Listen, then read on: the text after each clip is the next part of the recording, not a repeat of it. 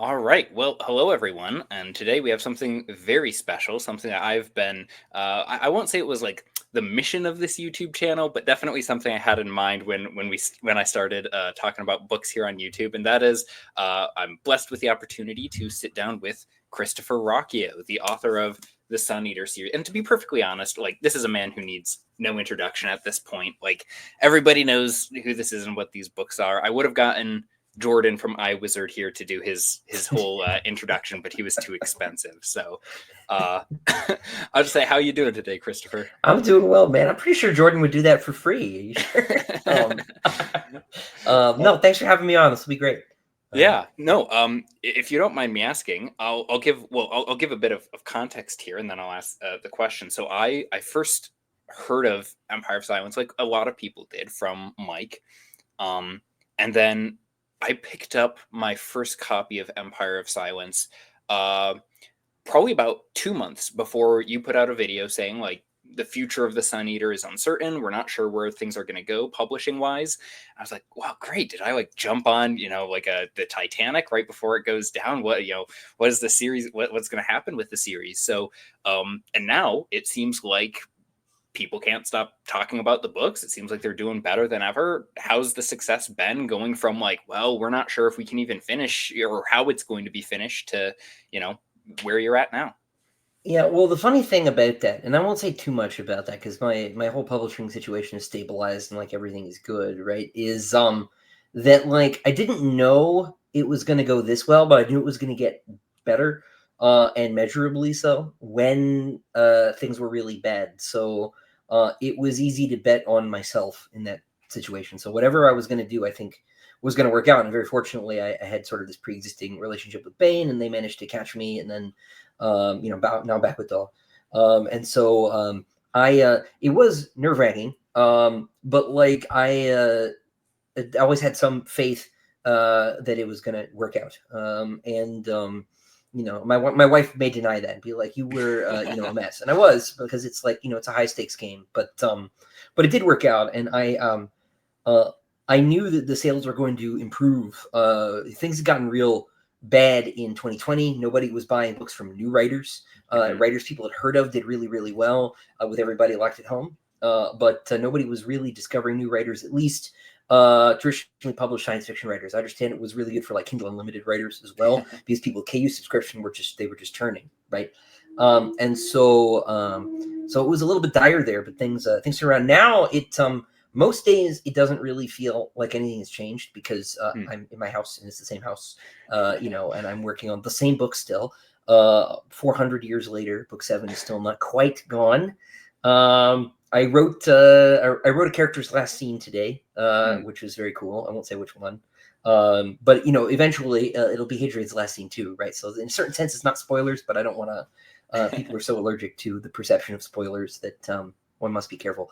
But it's getting close, and the only time it really felt significantly like something had changed was when I went to Dragonsteel in December. I went to Utah for Brandon Sanderson's convention, and the last time I had been to a big convention, not like a little sci-fi book con in a hotel, but like a big trade show, thousands of people, was also Utah. I was in the same building, and it was in 2021, I think, end of that year, and I had sold 30 books in a weekend. And then I had a line for 5 hours the first day, Dragonsteel. Wow. I couldn't go to the bathroom. It was like it just wouldn't stop, and it felt like rude to leave people. I couldn't eat. And I it was just me, right? And Daniel Green was like, "It's just you doing that? You don't have like help?" I'm like, "Nope. Whoops, hasn't been a problem before." And that was kind of crazy. And I got recognized in a park a couple of weeks ago, which was also had also never really happened before, which still very strange. So when that happens, it feels suddenly very real, or when like the paycheck comes in. But most days I kind of I get yelled at by my 2-year-old, right, and 3-month-old spits up on me, and that keeps one's feet on the ground, I think so. So most of the time it doesn't feel any different, and the amount of pressure in a certain sense feels the same. It's a little bit more because it's the last book in the series, but it's not like letting my readers down precisely that motivates me, because my reader has always been me. Mhm. And no one pushes me harder than I do. So in a certain sense, there's nothing that, any amount of Redditors or, bad reviews could do to hurt me more than I can. So the joke's on everybody else. And so most of the time it feels the same, but when I'm actually out there, it feels different, which is cool. Well, because I've wondered that about like what the sort of the tenor around, especially everybody like book one. I know you've said was the one where you're figuring things out. You hadn't learned how. I think you've mentioned you weren't like plotting everything out yet, and Yeah. so I think some people may see that as under the quality of the following books. I mean, I like it very very well, but I think they just get better from there. Have you had like, because when it's sort of a niche series, it's sort of like being reached by exactly the audience who's looking for this thing. And now that it's gotten bigger, maybe more people who wouldn't normally try this. I mean, the number of people I've heard who have said, this was my first science fiction series that I've ever read. I can't even count at this point. So has like the conversation around the series changed at all, or has it been basically the same? No, not really. It's just gotten louder and more sort of involuted. All of the sort of threads that are still there were there at the beginning. There are people who, they, think I'm like too much of a copycat, or they really love it, or it's their first science fiction series. That one always boggles my mind. It's like, oh, wow, okay.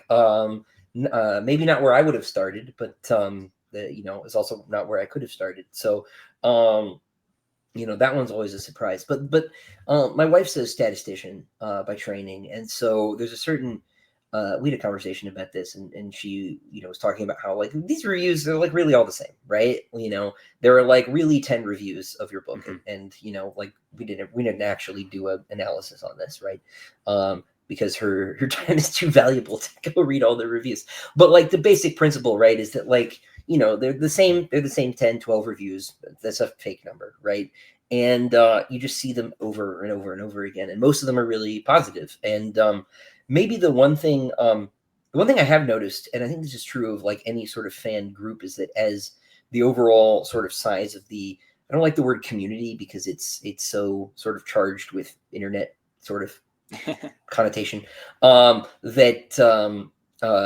but as a community sort of grows, it inevitably it gets too big for people to be civilized anymore. There's Mhm. sort of a scale issue. It's sort of like people in a small town are nice, but big city, oof. I don't think Star Wars has that problem too No, much. not remotely. Star Wars is very peaceful. I just read comments on Andor reviews today, and I'm like, ooh, Yeah. these people are like, why am I watching this? I can't talk to anybody about this, possibly.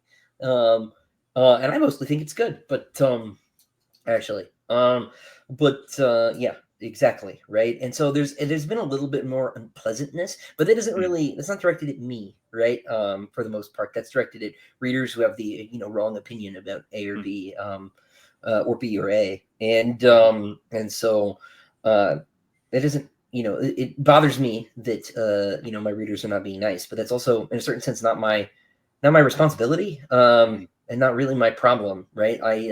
You can't control other people, and so if that happens, and that's a sadness, but that's been only the real measurable change as far as sort of the opinion of the books has gone, except maybe that the books all have slightly larger champion groups. It used to be the Demon in White first party has sort of drowned out everybody else, and Mm. now I feel like even Ashes of Man has a respectable contingent, and that one I think got the rough end of the forced split that was Sure. inflicted on that book. And so it's not surprising that that tends to be the least favorite, but there are people who really like that one even, and so that's nice. It feels like there's a bit more of a diversity of opinion on like that front, which I Yeah. appreciate. Um, Well, I'll say this, like in terms of like the popularity of the series and who all is reading it. Um, I have a bunch of friends who don't read much, and your stuff has been one of the few that I've gotten like several of my friends actually to pick up, and all of them have enjoyed it. And I just had a friend who I think this last week just finished up Kingdoms of Death, and he said that one was his favorite so far, which was mine until Disquiet Gods. I was gonna be that hipster who's like the dark and brooding one, like that's my favorite, and then Disquiet Gods, like it unseated it, but here's hoping for book 7, right? But, yeah, I really hope 7 will be the clear favorite after the trouble it's given me. But we'll see. Oh. Yeah. Now, like, Yeah. what do you think it is that has been about like this year? And maybe it's a little weird to ask the author that, but like, do you think it's because like Dune's had a big uptick? Do you think people are just jaded with Star Wars and looking for the next thing? Do you think it's older influences being brought before people who have never like read, older sci-fi? Like, what do you think it is that has aided in that? I do think the Dune and Star Wars things you mentioned both are parts of it, right? Dune sort of went through a renaissance, and Star Wars has sort of bled a lot of people. But I also think it's I think it's largely a function of 3 things. One, I think the drama around the sort of publication story that I've had has helped a little bit, if not with like every individual reader. I think it made the booktubers pay attention. In a way, because BookTube really is the engine that sort of has driven the boosted visibility on the books, right? That was Mike in 2021, the end of that year. He did his review, and BookTube. I found that even if you're a smaller channel, you will count bigger channels among your subscribers because people are always looking to fill out those roundtable streams, and everyone's looking to find more books because you need to keep reading or the channel will die. And so there's this sort of weird sort of epicycle thing, kind of Ptolemaic calendar, where like something will hit a big channel and then it'll get filtered down to all the little channels that are downstream, and then that will eventually feed back up into another big channel. And I mean, that's what happened. I remember when Patrick Leo did his review, Daniel Green commented on it. He's like, okay, fine, I'll read it, right? Like in the comment section. It's like, so, that's sort of really how that happened, was all of that attention sort of magnified, and then more, it's another cringe modern term. I say saying cringe, right? But influencers picked up the text, bless them, right? And that's been just great, right? When I say cringe, it's not like the influencers that are the problem. It's the way we talk about stuff. Like everything is business, which I find gross. But in any case, so that was all a big factor. But I think partly like there aren't a ton of gigantic series that are being made at the moment. There are risky financial propositions for publishers, especially if the books are really long, especially if the author is untested, as I was. And so the series did struggle financially, not from my perspective, the books all earned out, but from the publisher's sort of ability to justify for a long time, because the books were just so expensive copy for copy. People still are like, why are these paperbacks so expensive? Because they're long, right? There's more paper involved. Brandon Sanderson's are long, but they print hundreds of thousands of his books at a time. And they print much smaller batches of mine, and the smaller the batch, right, the unit cost goes up. And so sure. That's why they couldn't keep the hardcovers in print. It just wasn't feasible, because they couldn't print small enough batches to get them to sell out, right, at unit cost. So, but I do think the relative rarity of the form factor that I was putting out in terms of size of book, size of series helped. And two, despite the fact that like people are like, oh, Sun Eater is derivative, right?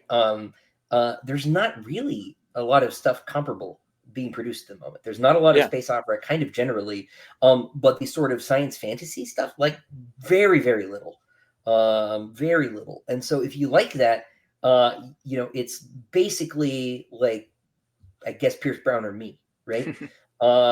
Maybe there's someone else, right, that I don't know of, and I like really don't know, because I like kind of stopped keeping up with what was going on when I started publishing, right? So like, anyone in the comments like, Chris freaked out about this guy, I probably don't know. I didn't know Pierce Brown existed until I was accused of stealing from him. I thought you are.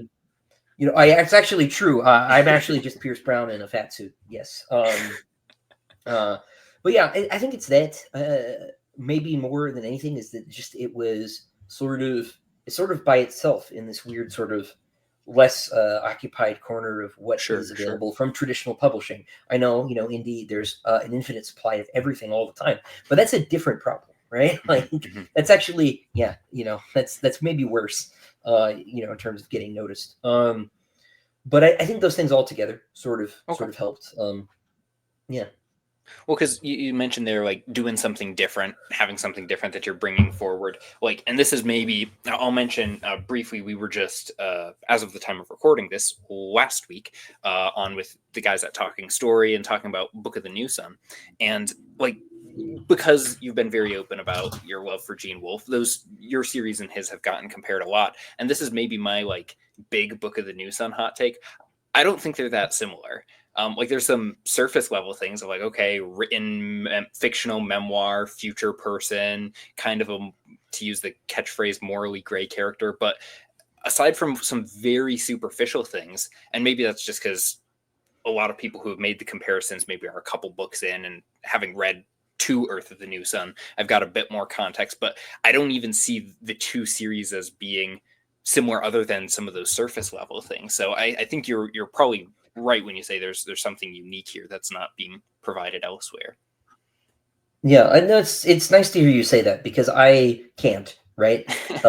Somebody is like, these books are the same. Like, in what way exactly, right? Yeah, so because like one of the things, just to bounce off Yeah. New Sun to get to topic number 2, is that with New Sun, it's famous, and I think this will be interesting to discuss as the read along goes along. But people will talk a lot about Severian, like, oh, he's unreliable, he's lying throughout the text. And what's interesting to me, and maybe this is people bringing their own biases to Sun Eater, but I've heard that said quite a bit about Hadrian, of either, oh, he's exaggerating, or he's a monster, or he's lying about this and that. And I guess I'm not necessarily asking for like, author, pull the curtain back, tell us how reliable is, but like, why do you think that's one of the first things that a bunch of people jump to? Is it just how like postmodern like we are in 2025, or why do you think that is? It's a cultural thing. I think that we're in a space where nobody trusts anybody. Right. And we have this like very goofy idea about history and about truth, right? And that everything is very sort of buried and plastic and cynical, and you can kind of make whatever you want of it. And history isn't real anyway. It's written by the victors, which is not true. It's written by nerds. You can actually find history that's written by losers. You just have to dig for it. And sometimes it's not even hard. You can find critics of the American Revolution from the time period. They're real, for example. And so people will read a first-person account and they automatically assume that means unreliability. They see first-person narrator, unreliable, boom, same thing, right? Whereas that doesn't have to be true, right? And actually far more interesting is to have a first-person narrator who is trying to be as honest and objective as possible, but who is still just a person with eyes. Because even the most objective human being isn't objective, right? Can't be, right? That doesn't mean that objectivity is false, right? It doesn't exist. People who don't believe in objective truth or objective morality aren't worth talking to, because you can never like get to them. It's like they speak no language at all, right? It's just, well, I just disagree. Well, okay, all right, fine. All right, why did I waste 2 hours with you, right? Like, a minute someone tells me they don't believe in objective reality or whatever, it's just like, all right, bye. I guess it's not raining. So I don't know what to do about that. So I think people just see first person and they assume, oh, this guy's a liar, because they just feel that's the world they live in. And I find that's usually, I think people's default setting is mostly truthfulness. I think deception is contextual. I don't think all people, like obviously they're sociopaths and stuff, but if you just talk to normal people, I think they mostly tell you how they think it is all the time. Now, how they think it is might not be right, but that is what they're telling you. And the more interesting literary question is to play with their wrongness rather than their deception. Now, that's not to say that like Hadrian has never lied about anything to you. But I don't want to unpack that too much specifically. But say. I think he is telling more of the truth as he believes it to be, right? He's like very self-critical, which is something that, like, all the people are like, he's such a bad guy. I'm like, he does not like the character that he is most of the time, actually, right? I don't know what you're talking about. Do you like you from when you were 12? So anyway, yeah. So I wouldn't call Hadrian unreliable, except to the extent that all of us are unreliable. Mm-hmm. So Mm-hmm. Well, I mean, you definitely get that. Just to keep on that for a second, like you definitely get that even in third person works. Like I think George Martin's pretty easily a master of this, where you're told for like 3 books, like you're given a very specific impression of who Cersei Lannister is, and then when you get to book 4, you get inside of her head, and you're like, oh. She's delusional. She has no idea how other people perceive her or what she's actually like or how smart she thinks she is, and so there's a certain element of that even in a work like that. yeah, I've complained about those Cersei Lannister chapters in the past because they're just so unpleasant to get through. But you're completely right, right? He is that sort of intersubjectivity in his point of view is definitely one of his strong suits. There are a lot of people are quick to jump on George Martin these days for perhaps the obvious reason, but like those same people are also very quick to forget that he was, if not their god, at least their prophet for a very, very long time. And he's just such a master of that and of things like he's so good at hooks and dialogue and just I really do admire his writing very much. Yeah, and just when we're talking about like your influences on the series, like I'm personally like grateful for some of them being a little bit more obvious because I can say I hadn't like I'd heard the name Gene Wolfe but wouldn't have read him without you recommending him and then it coming up in the books. And like another one that I wanted to talk about for a little bit is maybe not like Lovecraft the person as an author, but like Lovecraft in terms of his ideas. Because I'd not read H.P. Lovecraft until like a year ago, 2 years ago. Oh, cool. Yeah. And so getting into like growing up, I came from a very like traditional household where it's like horror, like no. And so Sure. I just never read any of it. And Yeah, me I too. think there's validity to some of those concerns, but like cosmic horror is something that is very different from like boo jump out of the closet. And just to set it for a little for a second here, I get the impression from what I've read, and you've read much more than I have in this, so correct me if I get this off, but I get the sense that it's like the idea of cosmic horror is having a sense of dread from like the possibility of total annihilation from things that are so far out of our control, usually in the form of like aliens or some sort of eldritch god, that leads us to a feeling of like insignificance in our place in the universe. Yeah. Like, is that about right? That's about right. Yeah. In its simplest form, I think maybe cosmic horror is like the dread that you get when you think about that, like a meteor could hit the Earth, or like a gamma ray burster could just vaporize everything immediately, right? That's without even bringing in the science fiction element. That stuff's just real. If a star is aimed the right way, boom. Except some faith that it won't be. Also the odds are very long. But yeah, it is that sense of insignificance, right? This idea, as Sagan would have it, that we are a speck of dust in a sunbeam, and only that, right? Which is maybe unfair to Sagan because he has a little bit more to say in that passage than that. But that image, right, of Earth as a mote of dust in a sunbeam, is definitely part of this whole cosmic horror moment feeling. Because I wonder how much, whether it was either like reinforced or weakened, because Lovecraft was writing, correct me if like the 20s, the 30s, 20s, yeah, 20s into 30s, yeah. And then like a few decades later, we have the first atom bomb being dropped, and now we're suddenly like faced with and then Chernobyl obviously decades later, and we're faced with the possibility of like, oh, like there is machinery now that we have built and weapons that we have built that can kill all of human life forever in a matter of like seconds and a couple pushes of a button. Do you think that feeling like reinforces like the effectiveness of like cosmic horror for the readers, or do you think that like weakens it of like we've got real things to be more worried about? I think they resonate to a certain degree, right? Now it depends, right? Like if you're a policymaker, right, are you going to be more concerned about atomic annihilation or Cthulhu? Probably atomic annihilation, right? Although if it is Cthulhu, I really want to know about it. All right, like declassify that immediately.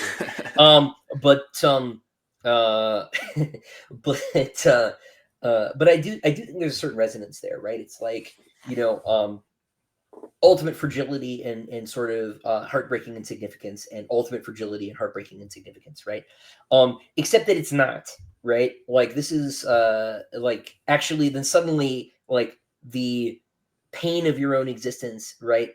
Because you love existing, or at least most of us do, at least to some degree. We have bad days, and I have plenty of them. Suddenly gets more sharper from that feeling, right? Like horror is cathartic, and I think that's part of the catharsis from cosmic horror, is this realization actually that that now is not so bad. Although I don't know that you get that from Lovecraft himself. I think he was very pessimistic. I have a lot of sympathy for him. I feel sorry for him when I read his biography, and just how sort of really awful his life was, actually, right? Like he suffered pretty immensely. He died completely alone, penniless, of stomach cancer. It was just awful. And like he was not maybe a perfect person. And I'm an Italian and a papist, so he would dislike me twice. But I do have a great deal of pity for him. He seems like he suffered a lot, and I think his ideas are born from that. And maybe I get the impression of someone on like the autism spectrum, reading his letters and his biography, especially, just like and so I imagine that he felt very alone, and I think that that's where his letter writing came from, right? Because the thing about Lovecraft too, I hate to psychoanalyze him; it's a filthy modern habit, but he's the most prolific letter writer in the English language, with like 100,000 some letters from him, and you can read a bunch of them; they're available. And he created science fiction fandom in no small part. By stitching all these writers together and sort of corresponding, because the mythos, right, which is mostly a him thing as we see it these days, right, was really like these writers trying to like Easter egg each other's stories into the writing, because the idea of like creating a universe didn't exist in the 20s, right? It was like, how do we fit these weird stories into the real world? It's a lot closer to something that like Tim Powers would do. Right. Whereas like, Tim has this line in interviews where people say, so this is set in a version of Earth where there are vampires. And it's like, no, it's set on Earth and there are vampires, right? Which is a very important distinction, which for most people is not a difference, but it is important. And so, he's got all these writers communicating, and they sort of, enucleate, it's not the right word, but they form these little groups, right? And this sort of culture of being a community around the literature grows up from this letter writing network that was this other sort of thing, this other sort of legacy that we have from him, which is in a certain sense at odds with the nihilism too, right? Which I think is very interesting. But I think I've rambled a bit and strayed from the topic here. No, well, that sort of ties into this, because once I read Lovecraft, it clicked for me, like some of the stuff in At the Mountains of Madness, and what's the one where it's the one where they're like there's the farm, and they go underneath, and there's a bunch of like caves with like evil evil caverns and stuff. Say what? Color Out of Space? It might have been that one. I forget, but like some of the like architecture horror stuff that Lovecraft plays with, I was like, oh, okay. So like now I'm picking up on like there's a similar wavelength of that with some of the elements at near the end of Empire of Silence. And yet, like, here's the thing, because I get the impression, like you said, that Lovecraft leans very pessimistic. There's not many happy endings to his stories, and I'm trying to think of how to put this properly into a question, but whether it's Lovecraft or whether it's George Martin or other like darker writers, I don't think the term grimdark is very useful or very accurate, but like some of the stuff in Sun Eater is darker than like stuff I've read in almost any. Like I think Kingdoms of Death is probably a darker book than A Storm of Swords, and yet whether it's I won't drop names, but there's other grim like books that are labeled as grimdark, and when I walk away from them, like there's a certain sense of why I feel, I'm not sure why I feel drawn to that, whether it's Lovecraft or other modern writers. Maybe it's because I see like things that are hard in the world, or I'm here in the 21st century with a computer and a wife and a kid. I don't want to talk about my own suffering. There's people in modern day slavery who have it much worse off. But everybody has their own sense of like pain and hurt. So maybe it's that draws me to it. But I never feel the same like icky weight or burden coming out of even something as dark as Kingdoms of Death as maybe I do feeling like depressed or dark after Lovecraft. Like, do you have any thoughts? Like, asking you to psychoanalyze me now. But like, why Yeah, do you think yeah. that Well, is? I do. I think I think a lot of modern horror has lost its way. Now, I'm not formally a horror writer, so someone can say I don't know what I'm talking about, and that's fine. But I like horror. And horror is very useful, right? Like one of the places where horror most shows up traditionally in stories is in fairy tales, right? And like those are for children, and why, right? Now, partly that's like the world was harder, and maybe it was less scary, maybe, right? And part of it is like maybe we need to scare the children, straight in some way, right? Set them on the right path. I don't know, but I think that horror is in a lot of ways the most moral genre. I think that horror usually, right? Characters are punished for some mistake that they have made, right? You let the vampire in, right? For example, that's a very easy one. If those kids had not been fooling around, Jason would not have come out of the lake and got them. They just wouldn't have been there, right? Just don't go do that, right? And I'm very disturbed by the tendency of a lot of modern horror to sympathize with the monster, or to just sort of be randomly violent or something like that, right? Because the point, I think, of a lot of these stories is to sort of uplift something. I've been thinking about this. So uplift some virtue, right? You use this for contrast, right? I always forget to put my objects in my sentences. I watched recently. I watched Twin Peaks all the way through, which is just amazing. And I was especially in love with the film, Fire Walk with Me, which was not popular when it came out because it has almost none of the sort of cute charm of the TV show. It's like never funny.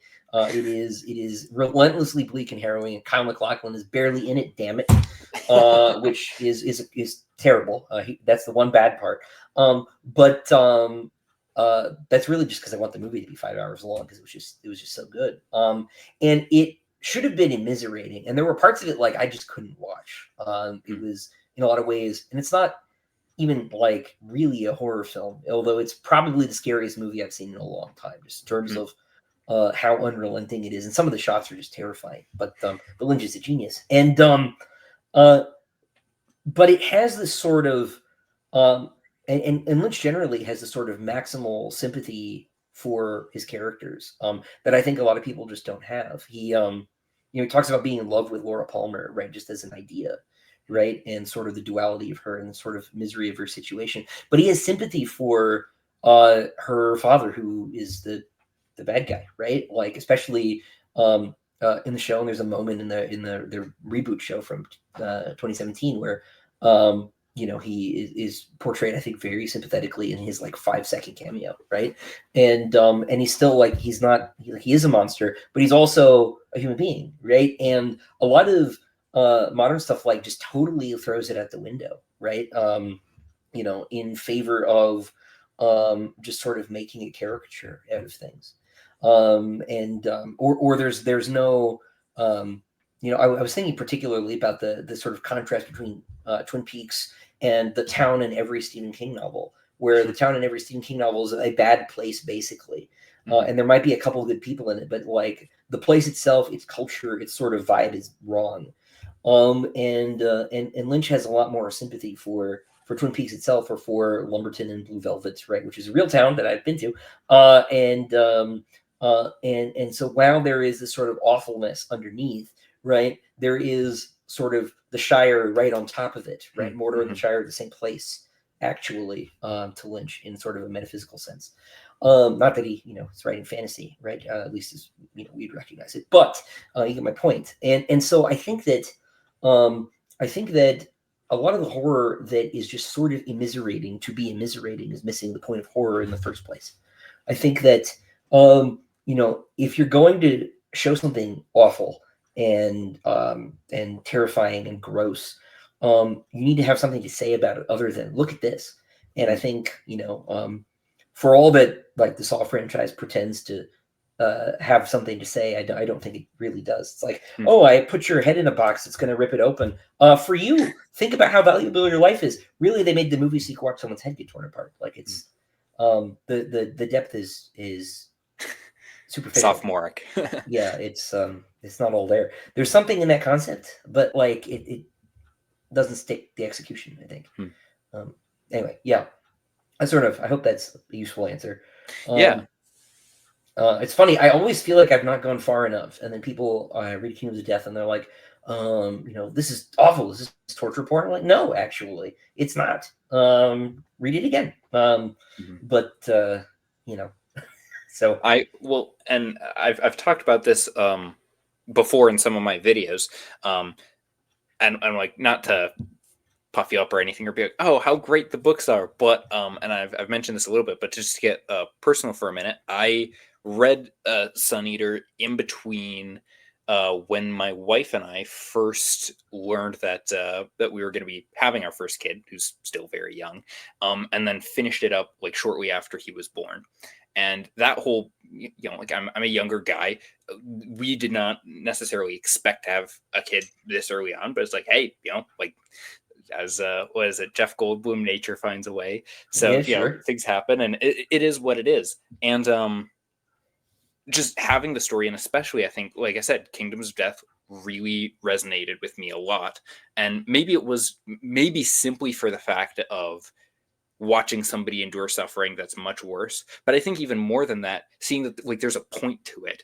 And no, I'm not Hadrian, and I'm not, I don't know how to connect that, but other than to say, like, seeing that, well, if there's some like deeper reason for why he's going through this and why he needs to endure, and now I'm blanking in front of the author, is it pursue hardship or embrace hardship? What's the seek hardship? Like that, I remember that sticky, especially when I read Kingdoms of Death, of being like, well, that goes against everything that modern culture tells me about how I should live. And I don't know, I found that profound and helpful. Yeah, well, thank you. I do. I think what is so like I'm Catholic, right? And there's a statue in the corner of my church that I think it's not Saint Anthony of Padua. It's maybe someone else. He has an axe in his head, right? And I have a 2-year-old who has not asked about it yet. She's more interested in Pius V, who looks like Santa Claus. But like the axe is going to come up eventually, right? And so I think about that a lot. I think it was a Cathar got him. I can't remember. But in any case, we have these examples in Catholicism of people who suffer, tremendously. I mean, like, Lord, the crucifix is right there, right in every church, right? And that's like a very, like, it's very, like, people don't think about that because it's like just a very commonplace sort of icon at this point. But the idea that you would have a civilization that centers this, like, not just horrific, but like supremely demeaning form of execution, right, as its symbol, right, is not obvious. And it's very strange that is true, whether or not you believe in Christianity at all. The idea that like that is the supreme virtue is the willing acceptance of maximal suffering, right? And the crucifixion is like a very like maximalized story, right? It's a guy did nothing wrong, right? And he, the worst possible things happen to him, right? His friend betrays him, right? The Romans, make fun of him, right? All this stuff, right? And then crucifixion on top of it, right? And like not only like is everything okay, right? Unless you're Judas, right? But like it actually is the antidote to everything, right? Like it's the idea is that like that changed the world, and it did actually, right? I remember I was watching Robert Eggers' The Northman, which is tremendous, right? And when it was over, I turned to my friend. I was like, "Never has a movie made me more thankful, right, for Christianity, right? Because that is a world I do not want to live in, right? It's just like absolutely awful place to be." as much as I love that film, and as much as I love, you know, like John Milius's Rome, right? Like those are not places that like any modern person, even people who, you know, hate Christianity would want to be, right? And it is because in no small part of the enshrinement of that virtue is the highest one. And you know, and so I you know, life is hard, right? Now our lives are certainly easier than most people's throughout history, including like emperors and kings, right? For no other reason than antibiotics and air conditioning. Yeah. You know, you know, but you're never like suffering is incurable. It is like a natural law. It is a force, just of reality itself, and it's not curable. And like, there's no utopian political philosophy. They don't exist, right?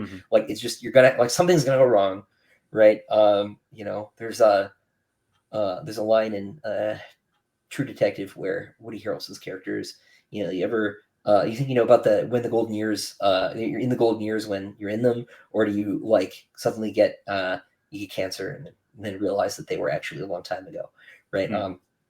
He's a little bit more crass in that line, as I recall, but and like, people, you know, like, it's just gonna happen, right? Like, you're going to be miserable at some point, maybe all the time, and like, you can't like, you can't just like let that be your life. And I think that I think even people who aren't Christian or don't like Christianity can agree that how you respond to suffering, right, is character, right? Like, and someone who shoulders it, right, is better than someone who doesn't.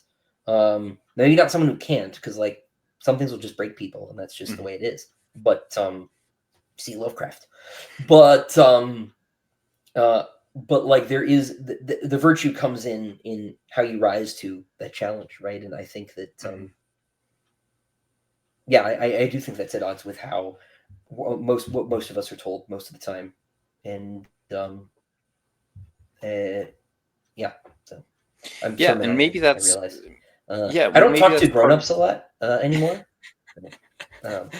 So yeah you may relate. It's a lot of talking about Super Mario lately, which is great. It's like way better than Cinderella.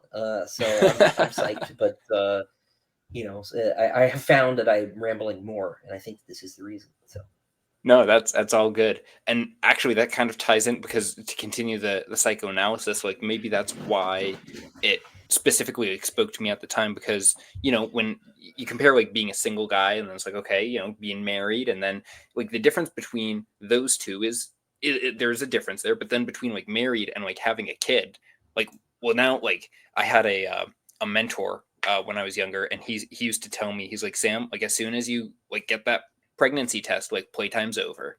And I found that like largely to be true of, like, you know, my life as it was like changed a lot. And like, it's my job as this kid's dad to like bear up the burdens and responsibilities that I need to, both as a husband and as a father. And so maybe it was also quite fitting of seeing where the series goes, and seeing Hadrian as a father as well. And God knows I'm not perfect at it, and neither is Hadrian. But just, I don't know. I'm just part of it is me trying to also process like why it resonated so much at the time that it did. yeah, I do wonder too. You talked about like why the series might have caught on, and maybe this is the thing that's going to get me in trouble. So I want to like preface by saying, well, no, I'll say it first, and then I'll go back and do the preface because maybe it's easier. I've sort of always imagined my target audience to be male, and like, there's this big conversation right now about men not reading, right?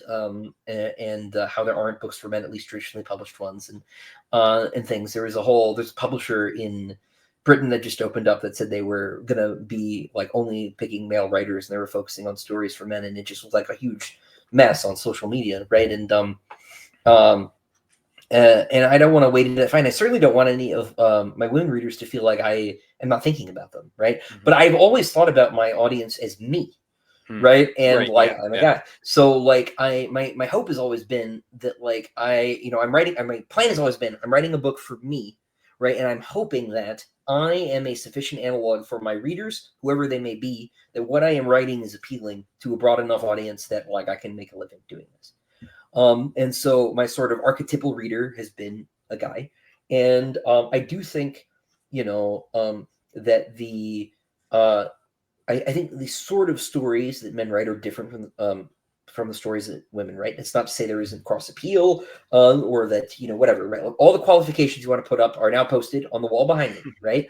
But I do think there's a certain amount of truth to this, and I think that part of maybe the success of the series has been that like these readers who do feel these male readers who feel that there hasn't been a lot of stuff for them have found maybe something with my books because I had observed until very recently that my audience was like 95% male.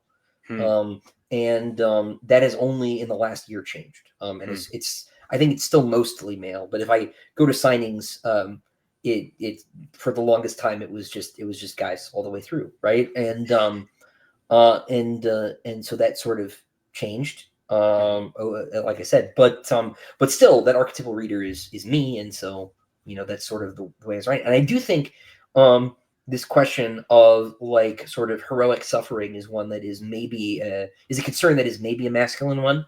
I don't know exactly why, and that's not to say that like it isn't also relevant to women, but yeah, yeah. Well, and I think there's also sort of the image in the 21st century, and I think the concern, and I'm not going to say it's not a valid one, but is that if you promote that image of like masculinity, then it becomes a bunch of guys who just go to the gym and like drink protein shakes and rip their shirts off and try to resemble Arnold Schwarzenegger. Well, all of that sounds fine. I think none of that is bad. But I'm kidding.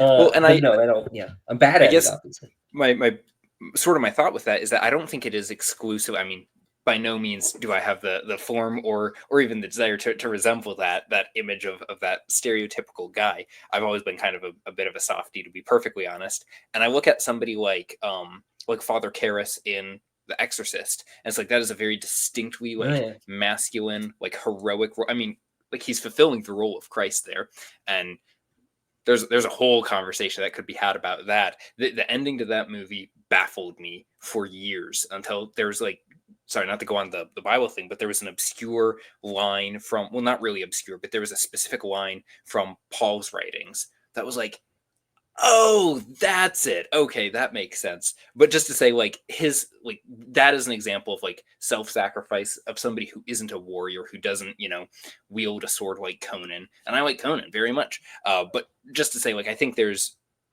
a versatility to that image beyond just like buff guy swing sword. Yeah, I think I can't remember what his name is, but there's a professor I met when I was in Texas last year, and he'd written a book about the sort of it was a sort of comparison contrast between the pagan hero and the Christian one, right? I think Achilles was the archetype of the pagan hero used here, right? And the pagan hero largely fights for glory, right? And for wealth and prestige and all this stuff, right? This idea in Homer of Aristia, right? Of the sort of princes of the Greeks and the princes of the Trojans fighting each other 1-to-1, right? For the honor and the glory of it, right? In the battle and the sort of archetype of the Christian hero is Christ, right? Who is not a soldier, right? And whose sort of heroic action is to accept his role in God's plan, right? His plan, right? And to die heroically, right? But that is absent the context of warfare, right? Now that doesn't mean that there aren't, Christian knights, right? Or King Arthur is a Christian hero, right? And like deeply so, right? Like the whole once a future king thing. Like, come on, like who is that, right? But he still swings the sword around, and like, is that partly to try and like make Christianity cooler to like convert Vikings? Like, probably, but that's fine, right? The sort of ethic is there, and that is very different. Like Conan is a deeply sort of pagan hero, right? But Aragorn is not. And like I think Aragorn could probably beat Conan. Like fight about that in the comments, everybody. Who would win, Aragorn or Conan? And why? And don't forget to argue with everybody else to drive up the engagement. Thank you. Cool. That's right. but Aragorn's ethos, right, is much more a Christian one, even though, right, Tolkien is trying sort of to, well, not trying, he succeeds very well in synthesizing, right, the sort of the pagan world and the sort of Christian ethic, right, in the Middle Earth sort of mythos, right. Turin is a much more pagan sort of character, and that's why he's so tragic, right. Right, yeah. That's And interesting. yeah, and I love Turin. He's so great. That's such a that's probably my favorite Tolkien story. It's just Really? so upsetting. It's so devastating. Have you Like read Children of Hurin? there's nothing like there's very little like quote unquote modern day grimdark that is as dark as the Children of Hurin. It's just absolute. It's absolutely obliviating. Like it's so desolate. But also just like so and so beautifully, like sadly so. Yeah. Well, No. because even down to like I'm trying to remember, doesn't even like is there incest in Children of Hurin as Yes, well? he marries his sister, and neither of them know it, right? I was And gonna then say even like that stuff is man, yeah, Tolkien is our worst. until it's too late, and they both kill themselves over it, and in Sophoclean fashion, and then their poor father finds them at the end, having seen the whole thing because he has the eyes of Morgoth. Yeah, That's right. And we've got Glauron. It's just it's so good. Also very metal. It is very metal. Yeah, big time.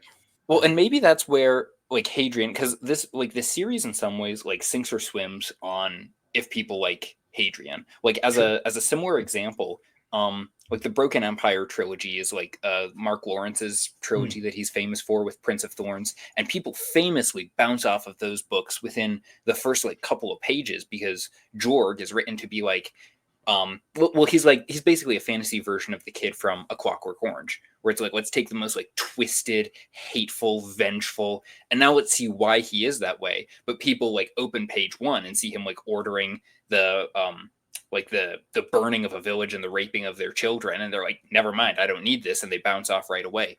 And obviously Hadrian's very different, but just to say in a similar sense, because that's a first person story. If people don't like Hadrian, like, well, you're kind of stuck with him for 7 books, so don't know what to tell you.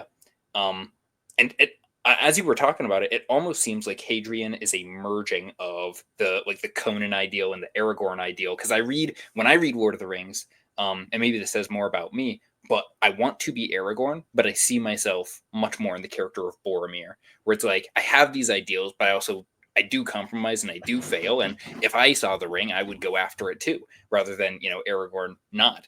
And do you think like, is there something to that? Do you think of like Hadrian being like a marriage of those two, of being like, well, I mean, the demon in white?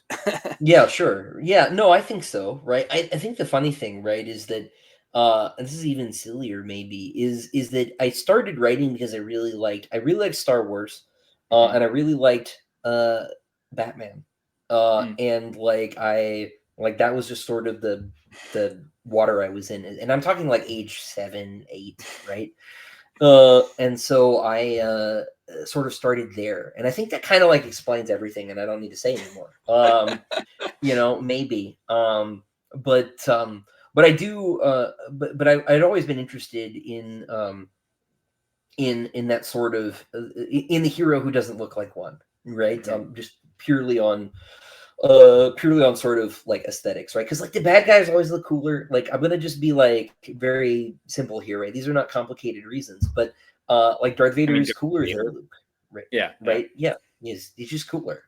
Red lightsaber is better. I'm not sure that TIE fighters are better than X-Wings, I'm gonna be honest with you. I think the Rebels have better ships. Star Destroyers notwithstanding. But Force lightning, you get Force lightning, the armor is cool, right? It's just easier. The toys are cooler, right? And so, but you do get stories where like the good guy is actually scary. Batman at his best is like that. I know people don't like Batman v Superman, but Batman's introduction in that movie, where he has beaten up all these human traffickers and is like literally framed like a horror movie monster, is so great. I could have stood to have a whole Batman movie that was like that. Please. We didn't get it, but in any Yeah. case, right? So like I always like that, and then uh I'm trying to figure out like what the best way to keep talking about this is. Like I always thought like gargoyles were cool. Mm, Um and then I watched a Jonathan Pageau video where he's talking about Saint Christopher in the Eastern tradition is like mhm. this kind of werewolf man, right? And he is a sort of peripheral figure who like he's always he's depicted on the edge of the church, right? He's like in the Right, right. door, right? He doesn't come in, right? And that reminded me of Batman, right? That reminded me, and it's my name, man. Like, awesome, right? And so a lot of that sort of kind of thresholdy symbolism, sort of between light and darkness, like looking bad, but being good, right? Which is also said of Aragorn, if you'll recall. That's right. Yep, yep. Actually, right, is cool, right? And so that stuff all sort of filtered down. That's why Hadrian. I will explicate this much. That is why Hadrian's symbol is the devil, right? I had a guy I saw one of my Texas signings who was like, "How do I explain this to my grandma? I just got the Mhm. it's got the diamond edition. It's got a devil on it and a pentagram. What are we doing here?" I'm like, "Well, you can tell her that the pentagram has been many things, including a Christian Yeah. symbol. Knights of the Round Table all had it, and so can you. It's fine. It wasn't a Satanist thing until like the 80s, so Mm, I maybe didn't a know little that. bit earlier, but it's very recently a Okay. Satanist thing. You see pentangles and other sort of star shapes in like Renaissance magical seals and things like that. Mm, But even that is like relatively modern, right? mhm. A lot of occultism will pretend to deeper roots, but they don't have them. Largely, there are exceptions, but uh, but I digress. Someone's gonna yell at me for that, I'm sure. Well, But I think you're like right. Actually, there's a line in I think it's Citadel of the Autarch where Gene Wolfe says that angels are the demons who fight for us. Um, I always struck me as like, well, like that. At least I think that's the line. It's like, well, that's a very like like that's Hadrian right there. And to what you said, I think the Pageau uses it. I don't know if it's a universal term, but the use of like an apotropaic image. I had to yeah, like work on for a week to learn that word, but an yeah, apotropaic image of you think Apotropaic, of like yeah, on the border of the church, the gargoyle, the monster who scares off other monsters, and it's like, well, like that's Hadrian, he doesn't really yeah. fit in the king's court, but send him to the outskirts of the solar system to go fight the demons, and like that's right where he belongs. Right, and that's literally where Batman will stand, right? Like with the Mm-hmm. gargoyles on the city, right, looking for criminals to go and deal with, right? Yeah, yeah. Like the best example of apotropaic sort of symbolism is this, right? Mm-hmm. This is the heavy metal thing, right? But Dio started doing this because his grandmother did it, and it was an old evil eye gesture, right? You can use it both to apply the evil eye to people, but also to block it, right? Mm. So oh, you thought you got me? No. And so hilariously, right, the devil horns that metalheads will throw up is actually a warding gesture against evil more than it is the application of evil in the first place, right? That's pretty funny. And so far from invoking the devil, actually, right, this mostly was used to get rid of him, which Dio knew and explained in multiple interviews. He also just thought it looked cool. Mm. And so this is a very sort of like everyone's seen this. This is an old, Roman warding gesture. So yeah. So another fun example of like apotropaic symbolism in mythology is Pazuzu. Talking about the Exorcist earlier. In Assyrian mythology, is actually a good demon. There's a lecture I watched. It's on YouTube. There's an Assyrian just called Irving Finkel, who's a delight to watch and listen to. He talks about how Pazuzu in Assyrian mythology, you would hang images of him in windows because there was a worse demon called Lamashtu who would sniff around and would kill babies. Mm. So she's sort of the personification of SIDS, basically. And Mm. Pazuzu was so ugly, he would scare her away. And so you would put him in windows to protect your baby. And so he actually is fulfilling his opposite function in The Exorcist, which is Oh, sure, frustrating sure. because actually The Exorcist handles the Catholic side of all of that about as well as any horror project has ever done. and so for it to like whiff the Assyriology so severely is a bit disappointing.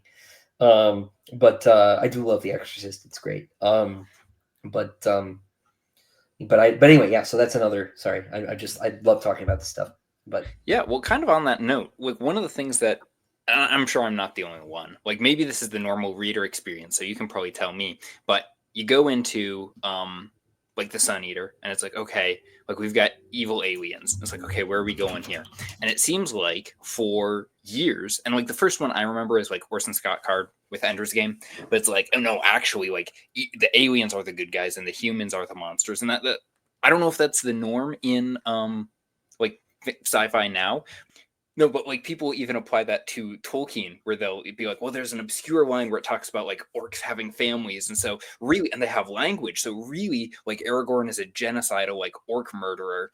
And yeah, it feels like people don't, and maybe I'm misunderstanding something here. So feel free to correct me, but like monsters can just be monsters. Like monsters are not necessarily an analog for like other countries that we don't like, or for, you know, other people groups that we don't like. So for the Cielson, who seem pretty unambiguously evil, like early on, I wasn't sure if they would be that way or not, and it develops from there. So kind of what was like the thought process there? yeah. So it was exactly that, right? I don't know either that. And I'm having camera trouble here. I'll fix it. There we Yeah, go. no worries. I don't know either if it is the norm, right? But as far as I can tell, there was sort of a generational like wave shift where if you read early science fiction, it's a lot more common for the alien to just be, you know, this aggressive invader, right? You think of Wells or something like that, right?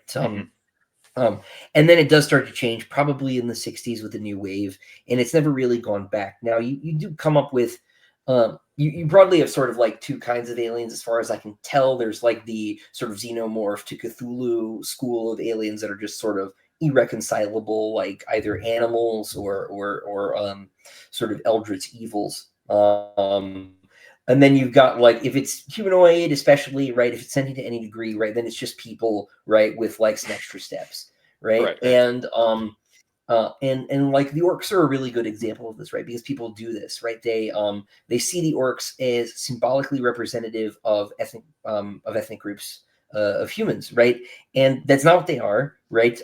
There are non-European people in Middle Earth, right? There are the Haradrim and the Men of Rune and Khand, right? And they're those guys actually, right? The orcs are actually orcs, right? They're not symbolic of anything. They are a symbol, right? And they represent the monster, right? Done. Is not complicated. All right, just read the book again.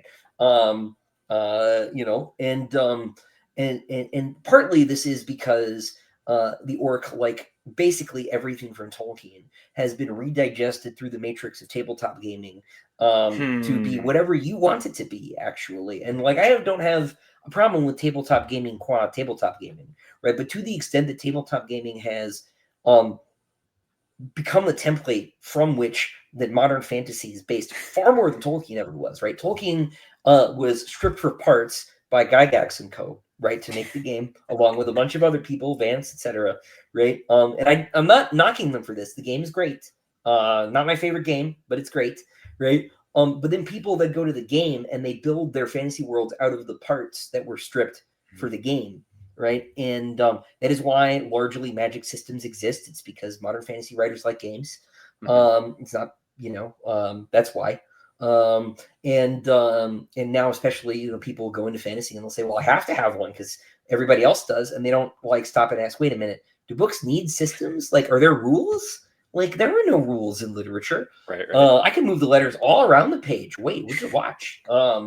Right? As long as the story is compelling, as long as it moves people, then it works, right? Now, there are like rules of thumb for doing that, but you can break any of them. You certainly don't have to have a magic system, right? Magic systems are a gaming thing.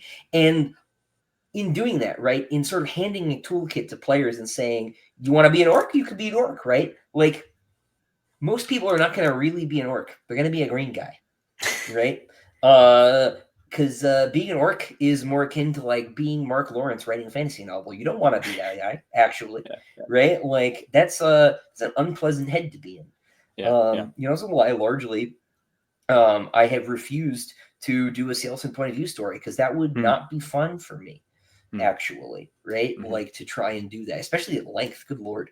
When are we getting a novella? Like never. It sounds terrible. Who would read it? But yeah, no, I do think I do think that this has been the trend, right? And I think this is largely because we don't like ourselves. We don't like humanity in general, but we're obviously, a plague upon the planet, right? We're making everything worse, right? We don't do anything good ever. We just all we do is consume, consume, consume. We're like, well, you're telling on yourself. Sounds like, I don't feel that way about me or my family. So maybe you should stop being so negative, Mr. Critic. But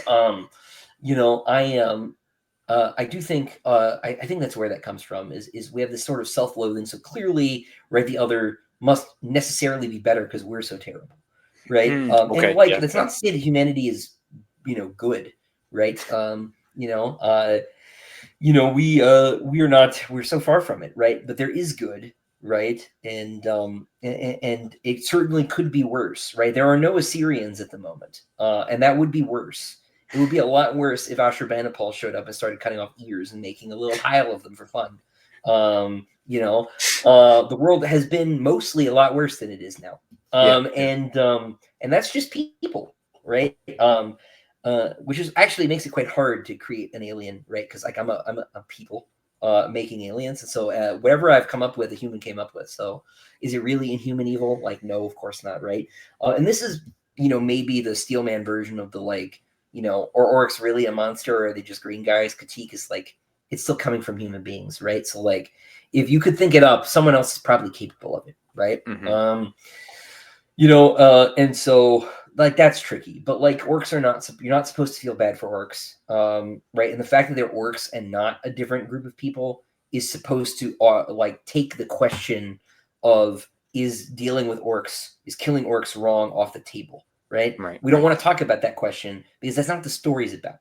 The story is about something else, right? And so we need to make the bad guys disposable. It's the same thing Star Wars does when they make the bad guys a bunch of robots in the prequels, right? We don't need to ask questions about whether or not it's good or bad to kill battle droids, right? It's actually funny to kill battle droids. That's what it is, right? They say the darndest things, right? It's great. Because as George Lucas is fond of saying, these are dumb movies for kids, right? Which is not true, George, and he knows it's not true. But like, they're not only that, but yeah. So I do think that science fiction has been in this place where aliens good, people bad has been sort of the template. But as with the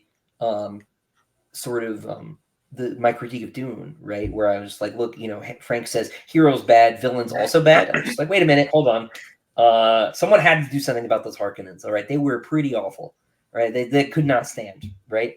I had to do something different, right? So like maybe the aliens need to be bad again, right? But like, there are people who get very disenchanted with that. They get midway through the series and they're like, oh, well, this is too simple, right?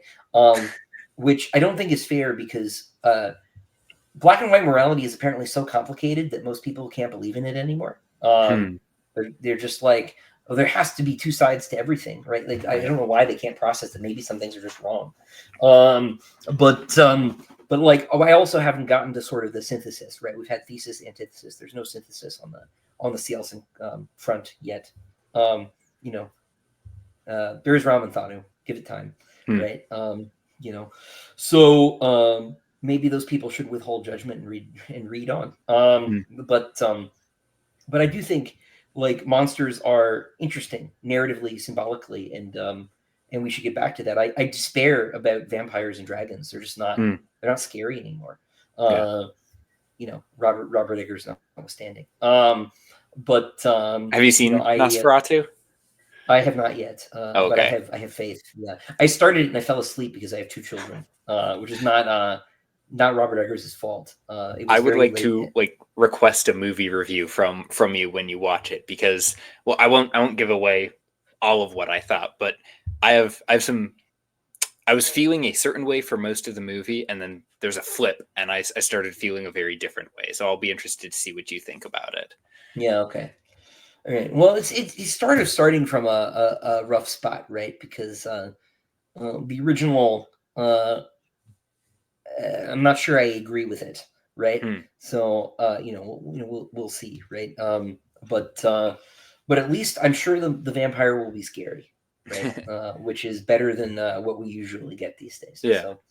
So, but yeah, no, like I really, it's dragons I feel the worst for. They've become very cute, and I don't know what that says about our culture that we've made the symbol of like ultimate predator cute, but probably that we're overconfident.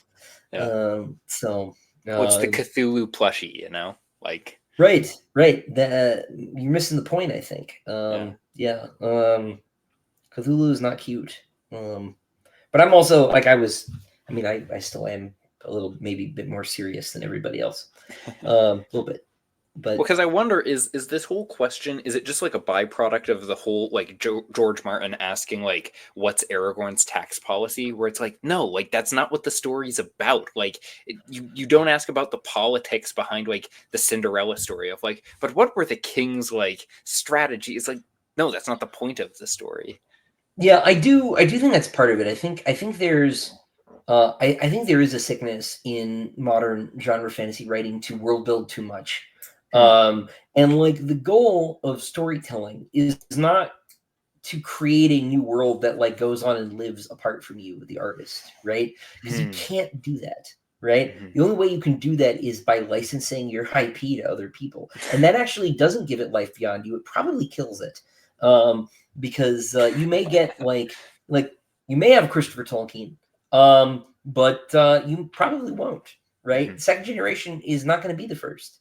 And art is the particular like is the result of the particular qualities of the artist, and so like you can't like have your creation live forever because you can't, right? And so your goal in telling a story should be to tell a story, and like maybe if you do that right, then the questions you should be asking is, what is the story about? What does it mean? Right? What does this part of the story mean? Not what is the tax policy, right? Unless that's relevant in some particular way. But I find world building mostly to be a sickness. And it is a sickness Tolkien had, right? But Tolkien also like wasn't really a novelist, right? Like he wrote novels because he had to, right? Because like they were like initially because he needed etymologies for his words that he made up, right? Because he's a nerd, right? And like that's a very idiosyncratic reason to write a fantasy novel. When he repeatedly said, like, I never would have finished it if C.S. Lewis hadn't kept like bugging me about he had to have his story. He had to finish the story. So I was like, fine, Jack, I'll finish the darn story, you know? Yeah, thanks, Clive Stables. But yeah, so like he's like not a good model. And I think largely like look, I think Tolkien is the very best of us, but I think that other writers have done writing a disservice in fantasy and science fiction by for so many decades trying to be Tolkien because like they just weren't. It doesn't mean don't write stories about elves, but like you don't have to do all this stuff. And then we end up in this place where it's like, well, like why does Tolkien have a calendar? Why did they use the Gregorian calendar? It turns out actually they don't, right? Which is something I actually forgot about. But it's translated, dummy. That's why. Dummy in this case is me. But yeah, so people be like, what's the tax policy, right? How does Gondor function as a state? Like none of that matters, right? It's never relevant to the story beyond the character of Denethor, right? And even then, like the answer is Denethor. Denethor is how the state functions, right? Because that's all of it you see in the book. It doesn't matter, right? And so if it's not a question pertaining to the meaning of the text, then you don't necessarily need to answer it unless you like world building. And I do think there's too much. I think there's too much focus on world building. I despair every time I go to a science fiction convention. The panels are all about world building and about genre classification. And there's like nobody talks about meaning. Nobody talks about writing, right? Mechanically, right? There are no And the panels about how you get in are usually opportunities for writers to explain how they got in, and then please buy my book, right? Which is not really helpful. Yeah. You know, which is hard because like I don't know how you make that panel broadly helpful to people, because what you really need to do is sit down with people and be like, look, what do you have? Like, can we workshop this? And I'm like, you can't do that in a convention format, right? So you know, whatever, right? But like, we never talk about meaning, right? You know, beyond, you know, maybe some social causes, right? Which are like not important, right? But they're also like not enough, right? You know, the story needs to be deeper than that. It needs to say something that lasts longer than whatever is trending, you know. So with the Sun Eater being like so solely from like Hadrian's point of view, has it been difficult for you to like how has that been a challenge writing like side characters, giving them distinct personalities, voices, and not just having them all be filters of Hadrian? I if they are filters of Hadrian, maybe that's okay, right? This is something I don't worry about too much. It has been an anxiety that the characters are not as developed as maybe they could be. But then when people say, you know, oh, like I don't like the book because the secondary characters, you know, aren't developed enough. It's like, well, it's not Game of Thrones, right? Like, it doesn't have. I don't have 33 point of view characters. There's one. And that's the game. And like, that wasn't a secret, right? And if you just don't like that sort of thing, maybe that's fine. Because I find that like how developed the characters are is probably, except for pacing, I don't think pacing exists. I think that pacing is a just a sort of subjective metric for your personal engagement with the text, and the only way to measure pacing is like how much do you like the things the book is about, right? And if you like the book, it's fast, and if you don't like the book, it's slow, right? Yeah. You know, and like so too parts of the book, right? But like I don't think that I think character development is sort of in the same boat, right? Because like you look at because like often it'll be like the characters are like barely in the book, right? They only have a couple of chapters, right?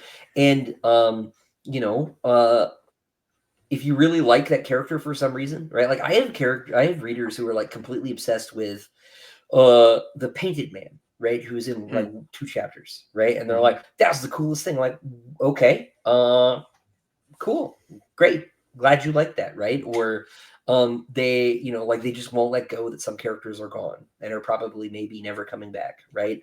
I'm not saying who, right? But like, and it's just like, really, that guy? Like, why? And then there are other characters like, I'm glad he's gone. I hated that guy. The worst, right? And so it kind of is a thing that you as a writer shouldn't worry about, I think. You know, how much any single character is developed or whatever, because some characters don't need to be, right? They're just around for a little while. They don't need depth, right?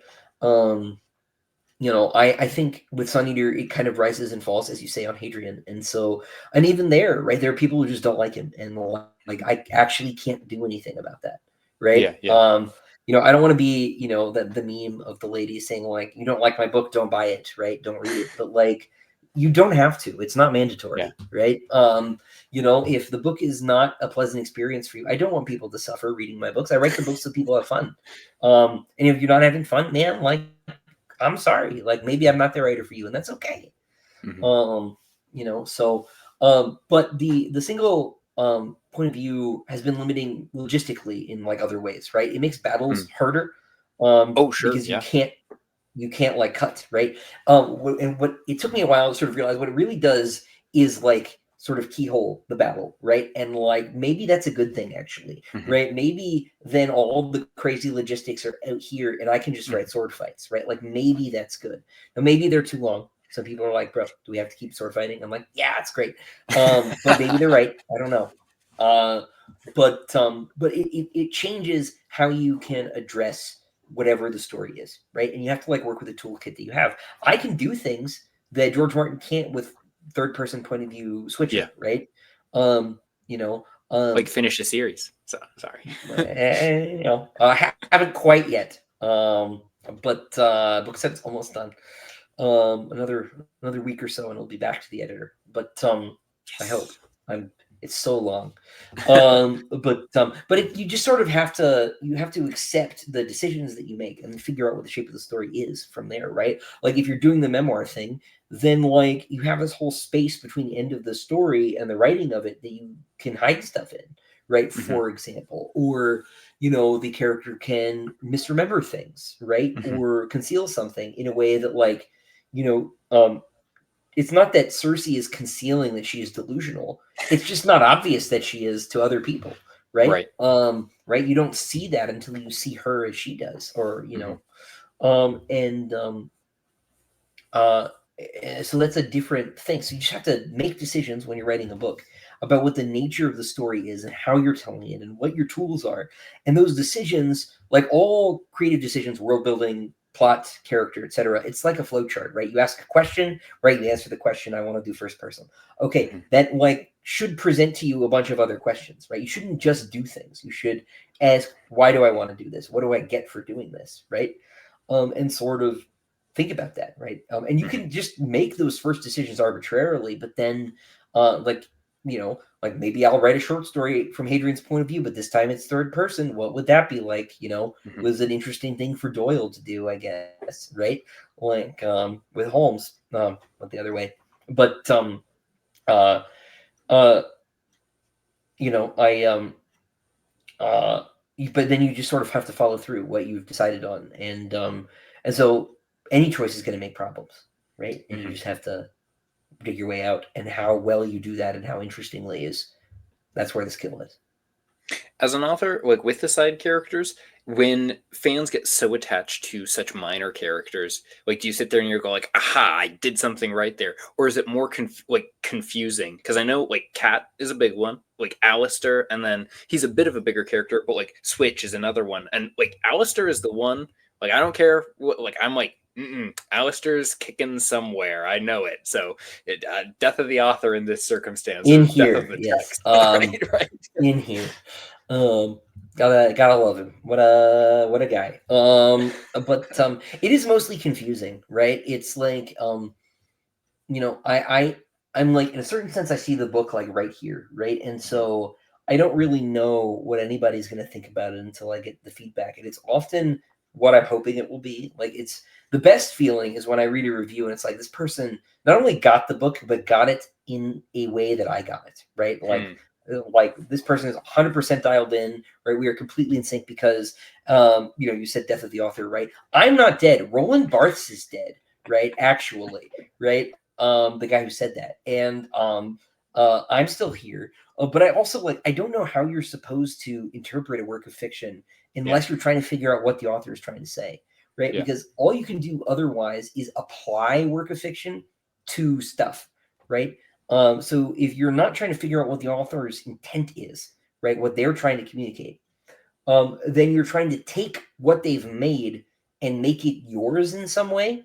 And then so you end up with this weird situation where people will quote fantasy novels in political contexts that have nothing to do with, and in fact may be contra to what they're quoting in some funny way, right? And it's always just completely just bananas. This is like, why did you do that?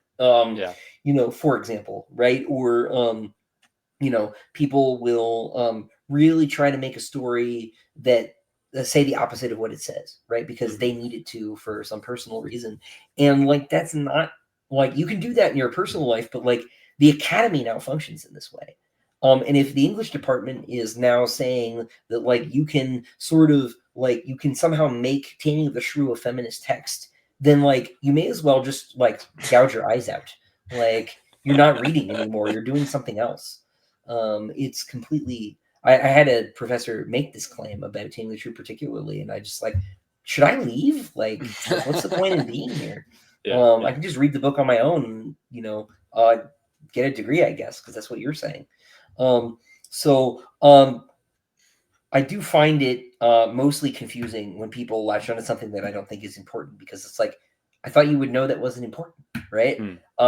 One example of this is there's a contingent on my fan Discord server that is obsessed with Sid Arthurianism. This like sort of, it started out as like a silly pun religion, and I've like kind of taken it seriously because I made the choice, so I've committed to it. And it like was never meant to be that important, because it started out as just like a sort of silly Huxleyan like Year of Our Ford kind of thing. Right. And man, they just love it. I just like I'm completely surprised. And if any of you guys are watching, I love you. But like it was I was not prepared for that at all. And Yeah. like man, and they asked me these like very deep questions about that part of the world, but like it was like I didn't think about it, man. It was like just a thing. Now I have to think about it because of these guys. And so we threw them a couple bones. We sort of steered in that direction a little bit.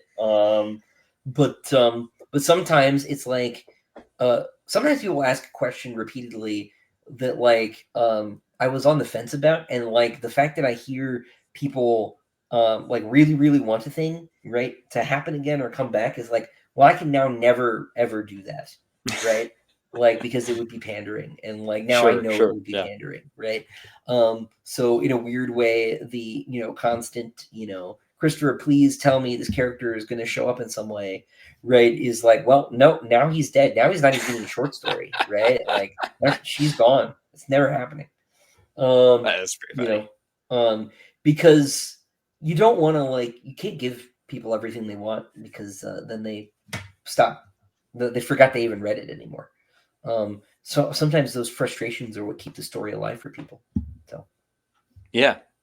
Now with like the ending like coming in sight, are you like, in terms of your goals with this last book, are you like, I want to make everyone happy across the board? Are you looking to like stir up the pot a little bit with the ending? What's kind of your hope with the reception of it?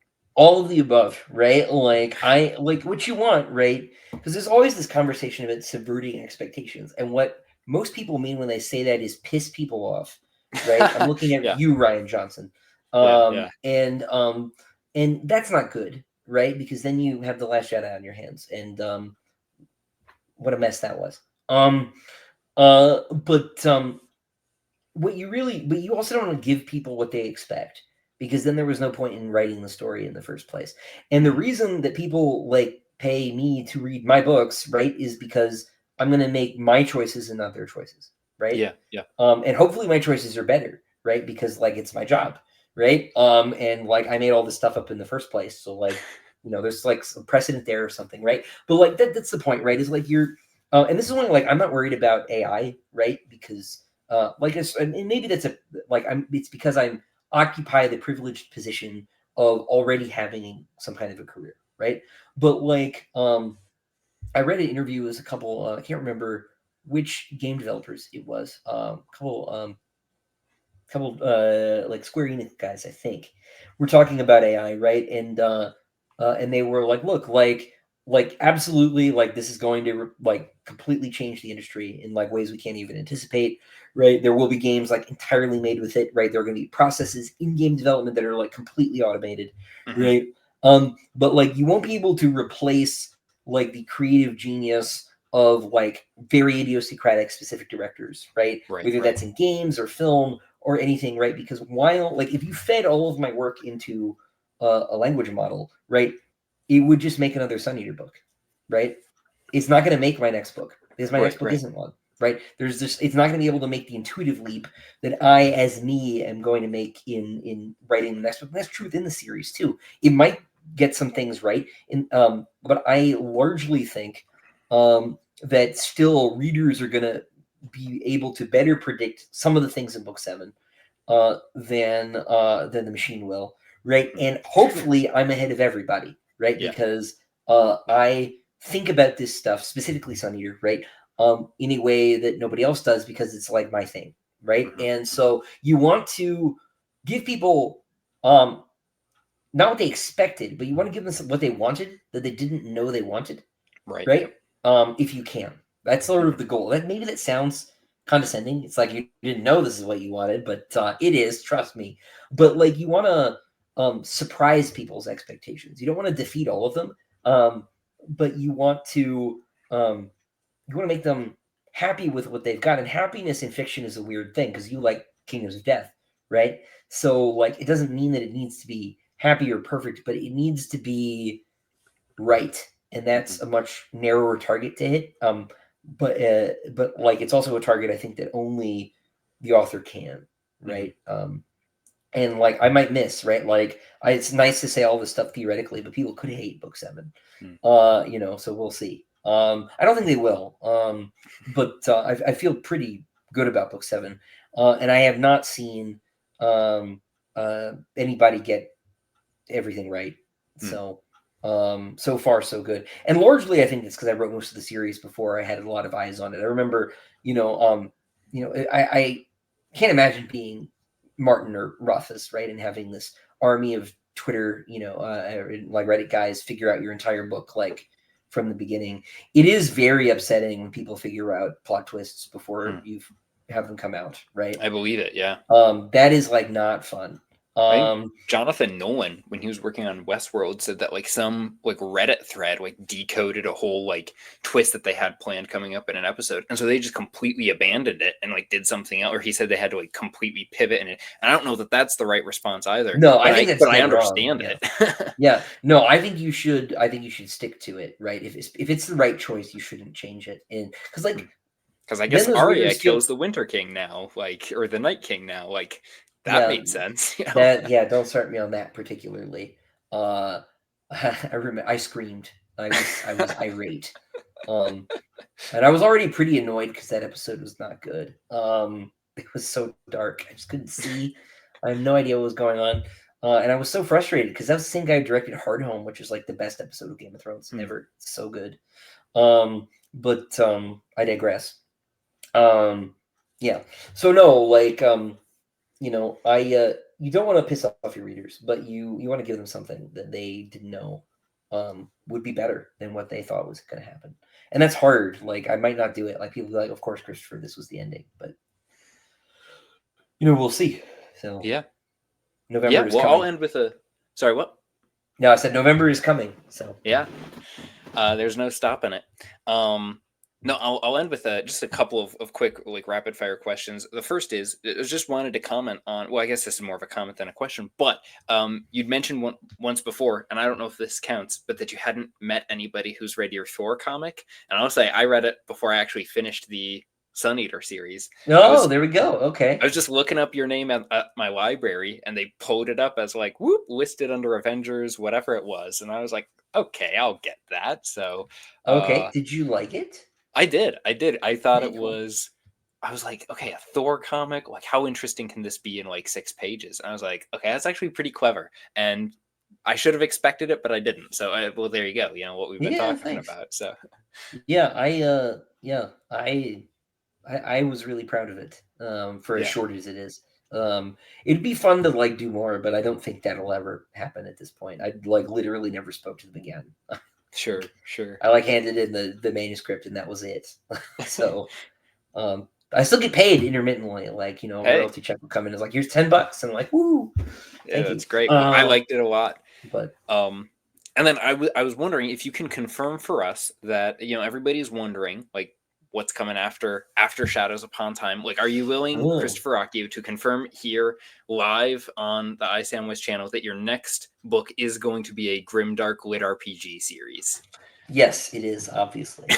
Yeah, don't forget the paranormal romance. Yeah, that's right. Yeah, all of the above. Reverse harem, yes, that's what I like. Yeah, no, of course not. No. I will say only that it is not Sun Eater. No. And I think you've said like shorter books is sort of the plan. I can say that too. Yeah, they will not be. If Shadows Upon Time isn't the longest book I will ever write, I might die. This one has been a challenge, and in so many ways, it needed to be the challenge that it is, and but I am relieved that it is very nearly behind me. And shorter books would be nicer.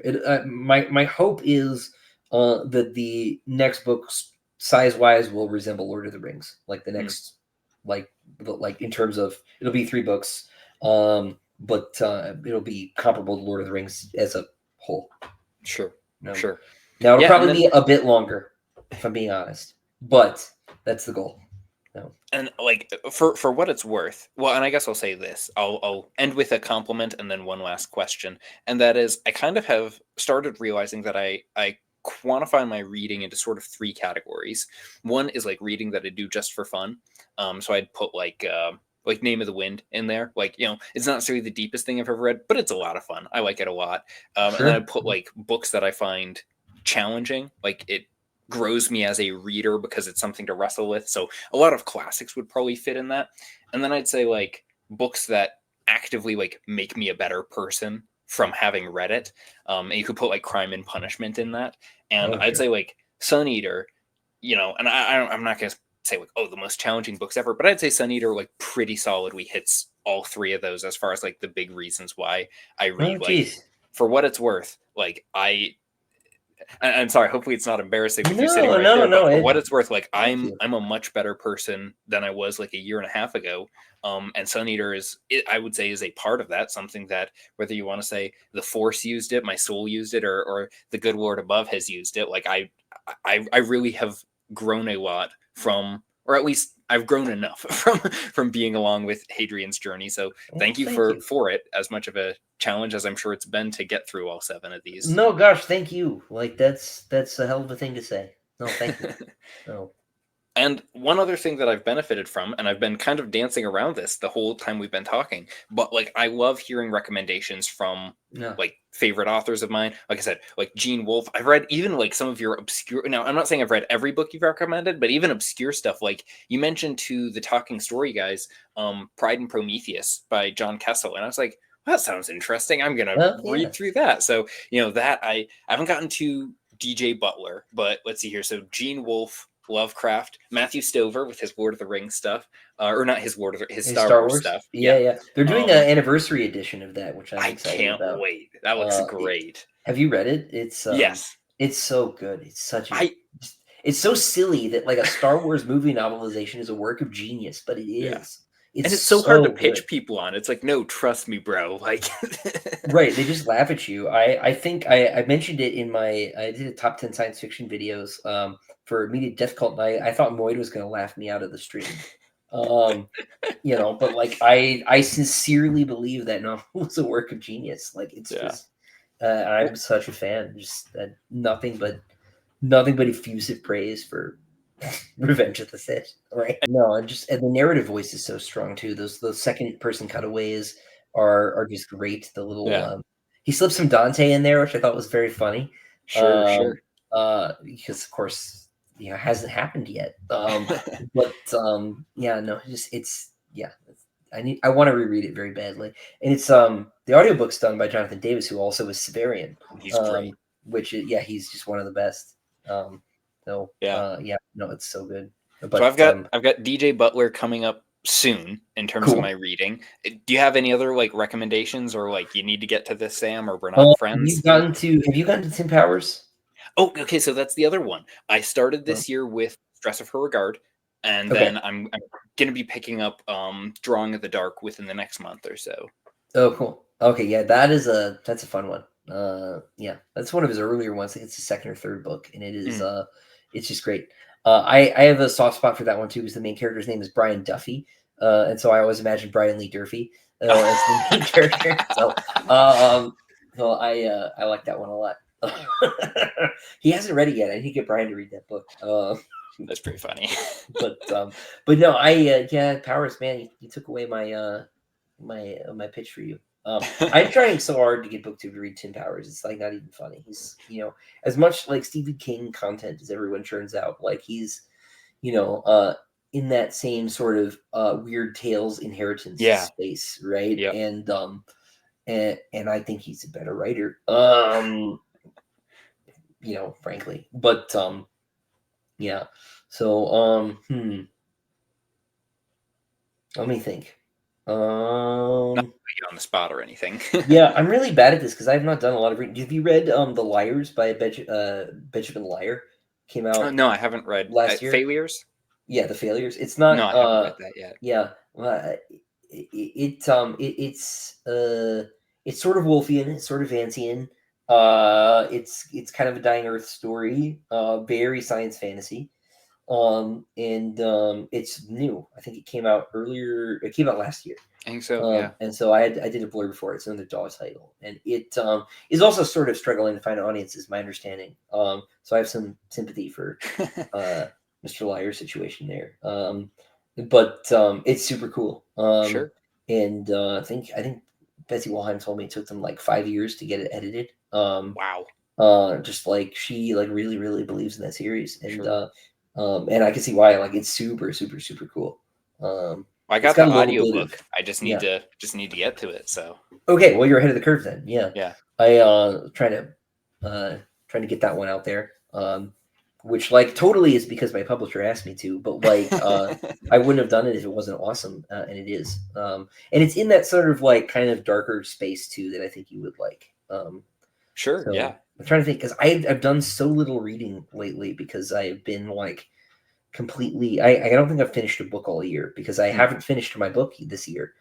And so I haven't been doing a lot of reading. Yeah, so it's been my recommendations are drying up, I guess is what I'm saying. That's all right. Well, and I still do have some other ones for the back catalog. Like I haven't read Guy Gavriel Kay or Lois McMaster Bujold. So both of those are like I need to get to those. But I was just curious, like, can we get another one out of Can we get another one? Tap Yeah, Christopher? So no, there's I got to be appreciate someone somewhere. I was talking to my friend earlier about YA recommendations. We're talking about Jonathan Strauss's old Amulet of Samarkand, which I think came out when I was younger, which was very fun. It has a lot of footnotes from this like kind of evil genie who is the main character's sidekick. Okay. Those are kind of dark, and the witchcraft is like actually more witchcrafty than like throwing spells at people. But there's a great sort of character voice and sense of humor to them. Sure. And it's sort of Victorian, which is kind of fun. So we're talking about YA recommendations. I also read, I really liked T.A. Barron's Lost Years of Merlin when I was a kid. Looking forward to rereading those with my daughters. I think those will go over well. Maybe I'll skip Aim of the Samarkand with the kids, but I was gonna say, do you get to like Berserk like before or after the Lost Years of Merlin? Yeah, we gotta push that one out a little bit. Yeah, I'm trying to figure out. It's funny you mentioned that. I'm trying to figure out where to put the Berserk books. They gotta go up somewhere. But like when I started reading them, I was like, yeah, I can never buy copies of these. Like, God forbid my son come across this, be like, Dad, I'm having nightmares. Yeah, if they go to the storage unit, I'm just not sure. They gotta go as high as possible. And then maybe I put glass on that shelf. I don't know. Yeah. Figure it out.